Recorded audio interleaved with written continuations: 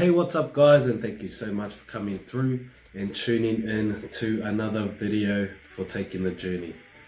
It's day 8 of the push, and today's topic is money mindset. So everyone has their own thoughts and views on money, their relationship with money, maybe good, maybe bad, I'm not too sure, but we're just going to speak a little bit on our own mindsets, how they were and how they are now, and how they sort of collided with each other, and how we've learned to help them,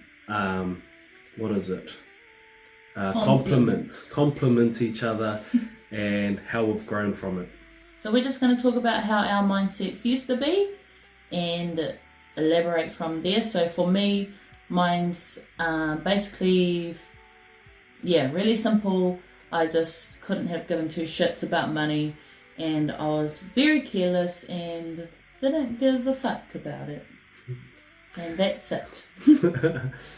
And mine is the exact opposite. I definitely cared a lot about money. I felt like if we didn't have it, or weren't managing it properly, or weren't saving this much, or all of those things, that it was gonna basically be the end of us. No, it was gonna wreck anything that could have, progressed us further financially.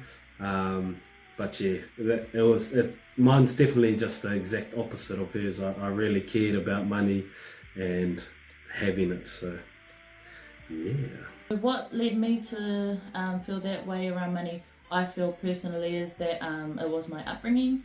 So I saw on one side of my family there was a lot of arguing and fighting, and majority of the time it was about money. And on the other side I saw like my best memories were of going to the park and going eeling and doing all these walks and whatnot, but I felt I was at my happiest then. So I think just that connection to money, like you felt on one side happiness without having money, and the other side was definitely, this money looks bad. That's what it was. Bad to have money. Pretty much. For me, I think for everyone it definitely stems from how you were brought up, your views on money, how you grow up to see money. And definitely for me, my parents, their money management wasn't the greatest. It was spent on things that were definitely questionable. But that's all good. That's what, back in those days, that was the norm back then. And I never really thought about it, like how much it's probably affected me, which it probably has, in terms of, me not really ever having money. So maybe that's why I want it so bad, or want to have a stable family financially, to be able to provide, and all those types of things. But just definitely the way that I was growing up, we didn't have money, we didn't have all those good stuff. So I'm just thinking that's my belief is, that's definitely why I care so much about it. So the exciting part, this is where we're going to talk about how our mindsets really clashed in the past, and this is coming off like how we both viewed money and how they're total opposites. So for me, I'd really get upset at her, and would really get into some intense arguments over small things. Like I'd get upset at her for purchasing something small, or putting those things on lay-by week after week, where in my mind I'd feel like we can't afford it, even though we really could. But to me, I felt like that's just unnecessary spending, where that could go towards something more beneficial for us. And I definitely understand where she would come from, where, you know, her views on money isn't everything, but to me, money was everything. Just the fact that we did have the money and that, like, I'd buy something. It was barely ever that I actually bought myself something. It was always for him. Am I giving me those eyes? Him or the kids. And it was like what I saw they did need. And because we had that money, it's just sitting there. We had no plans for the money. I just thought that it was okay. So when he'd hit me up and asked me why I've spent the money, some money, I'd be like, well, let you know. That was definitely her view on money. Like, why let it sit there and do nothing with it when we could use it to get things that we made. To her, and to me, I thought that we needed to. I'm just going to give this as an example because we're probably going to cut it out, but I want to talk about it. Undies. He had a pair of fucking undies that had about 10 holes. I'm not even exaggerating. 10 holes. Don't say I'm lying. And so I bought him some undies. I said, babes, I need to buy you some undies. I can see everything. She wasn't complaining, by the way. And so, like, he went into like a state of shock. He was like freaking out, got really upset actually because I was going to throw those undies out. I had to hide the undies from exaggerating. him. I had to hide them from you. Wasn't like that. I threw them in the rubbish and he took them out and went and hid them. So if that's exaggerating, tell me I'm lying. Well, she didn't need to throw them away. They still work perfectly, so there was nothing wrong with them. You may as well have gone bareback. In terms of buying the things that I need, I'm still not really fussed about those things. Material things. I'm more still concentrate on the future and the long run, but I'm definitely a lot more laid back. I know in times I am bad because there are times like when we get like takeaways and obviously some of the combos you don't get a drink with it and the missus will be like, oh well, should we get a drink? Oh, wait. The ones that you don't get a drink with are the ones that you go on a website and you look up coupons? Oh man, throw me under like that. Yeah, so what? I look up coupons. But yeah, some of those combos don't come with drinks, and you know, she'll ask, should get a drink, and I'll be like, oh no, we'll go to the dairy. We'll go to the dairy and get a drink. It's all good. And then I'd be like, why? When we're already here, they sell the drink that we're going to buy at the dairy, and he's like, oh no, because we can get it for like $1 cheaper. I do acknowledge that there are definitely times where I would over exaggerate on purchases that are quite small.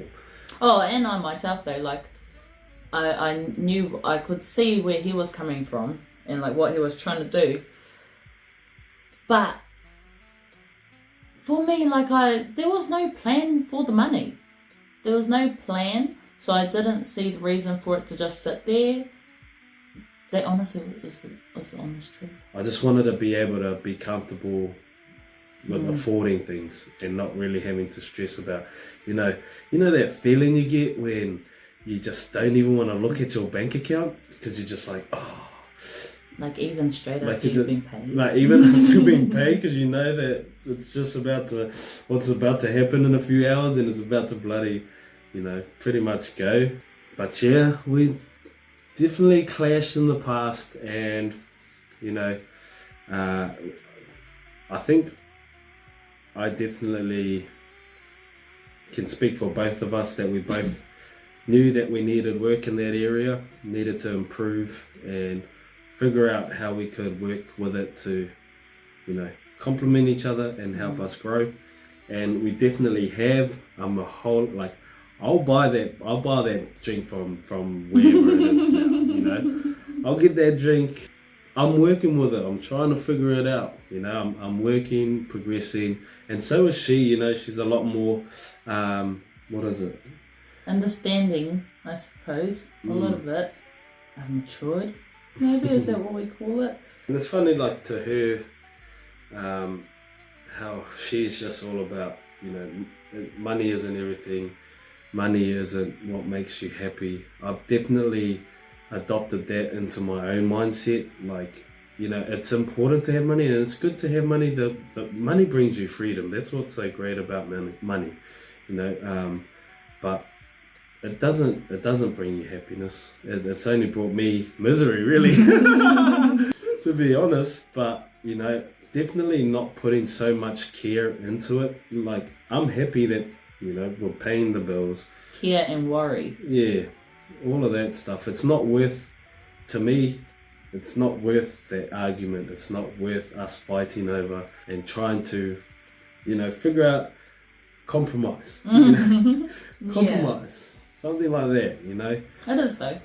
And we're both learning off each other. I definitely love the way her mind actually is, her view on money. I definitely wish I had it, but not. I definitely wish, like if I could just grab this and just do this, you know, just walk around like this all day. But that's what all of this is about. That's what growing's about. So I can have that mind and mine as well, and implement it, but into a good way, you know, into a positive way. But even now, I'm still definitely working on my own mindset, and so is. So am I, because I still don't give a shit about money, but I'm learning to understand the importance of money. Yeah, she's more carefree instead of careless about it, you know. I don't know if that's even makes sense. I'm not sure. In my mind it is. Look it up. But yes, we're definitely working together to help grow our relationship with money in a positive way, and we haven't had any arguments for a long time, so that's a good thing. That's always a good thing, and there's definitely room for growth. There's always room for growth. Yes.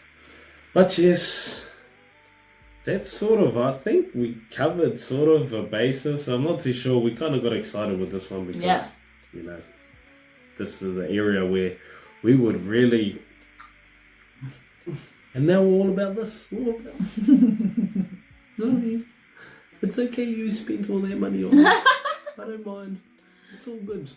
It's okay that you calculated it right to the cent. It's all good.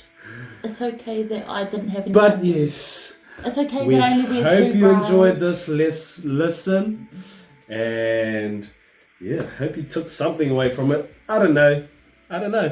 Maybe you did, maybe you didn't. But yes, in saying that, have a great night and stay tuned. Motherfuckers!